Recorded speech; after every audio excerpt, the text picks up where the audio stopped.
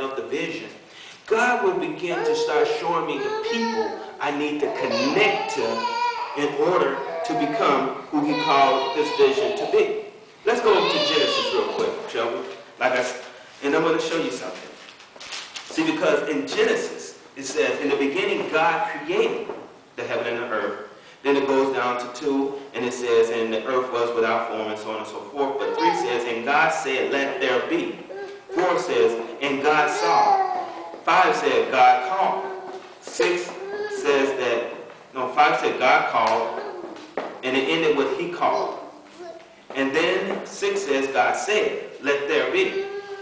8, God called. See, God is saying, when God created man, he said, you should have dominion. And you should, let's go over here, so I can quote it to you correctly and clearly.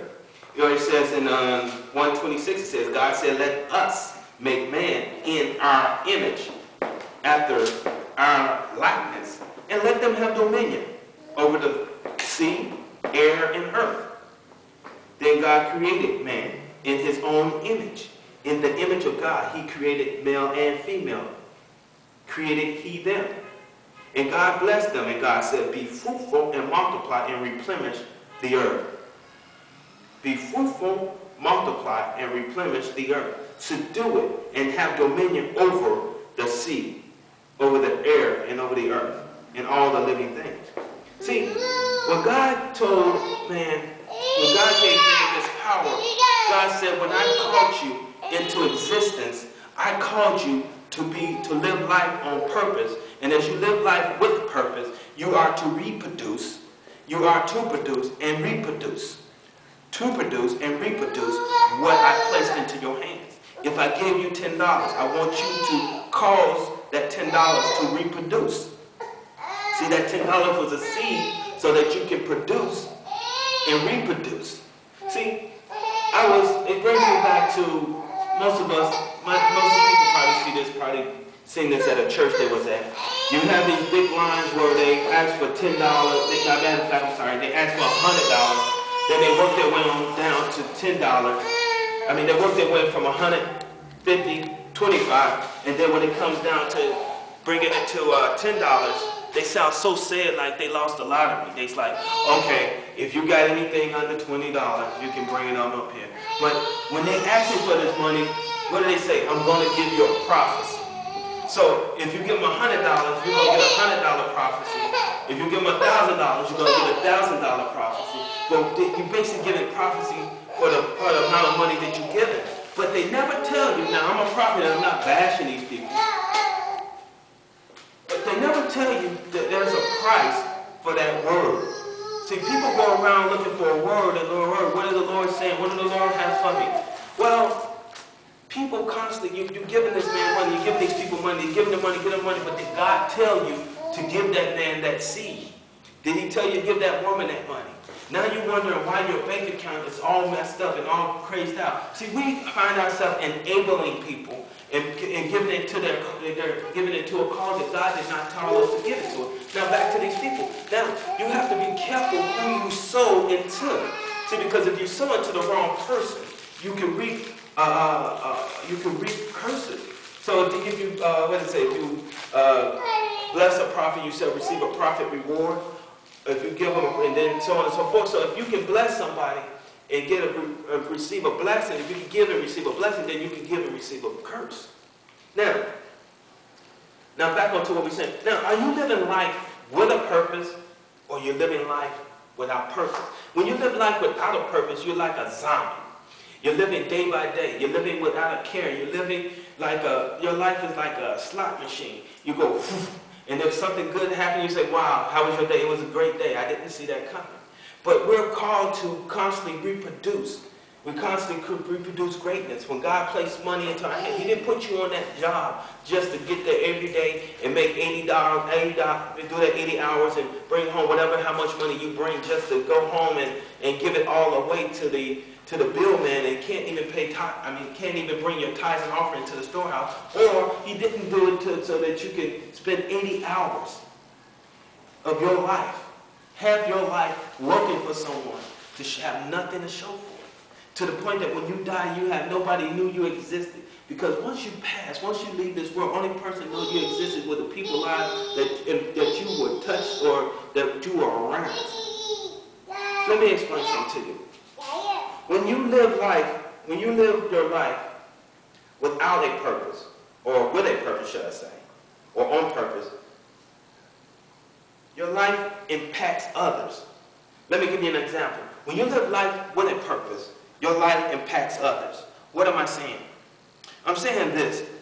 On November the 4th, November 4th, 2008, America voted. There was a president. There were two guys running for president. John McCain, and Barack Obama. And this day, everybody was glued to their televisions. And they were watching. Or they were glued, or they were at Grant Park. But they all were somewhere stationed, ready to find out who will be our next president. Because this day was a day of historic. Either we'll have the first female vice president, or we'll have the first black or first African American president.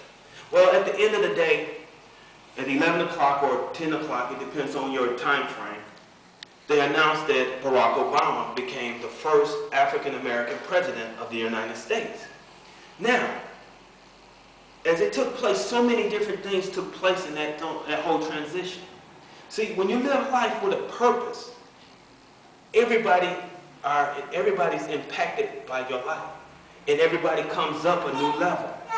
You see, when you see somebody with a purpose, and they're not living their whole life in their full purpose, it's your job to grab that person and bring them into their purpose. See, because when Barack Obama, or President Barack Obama, became our president, everybody around him had to come up to another level. See, when you're living your life with purpose, everybody around you have to come up to another level.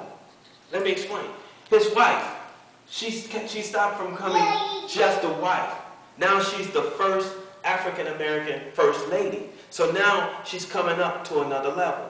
Now, everybody that's around him, the barbershop that he went to, the restaurant he went to, every place that he ever went to now became a historical site. Now, High Park is a historical site almost. So his apartment, his house, and the area that he stayed in, what do you call it?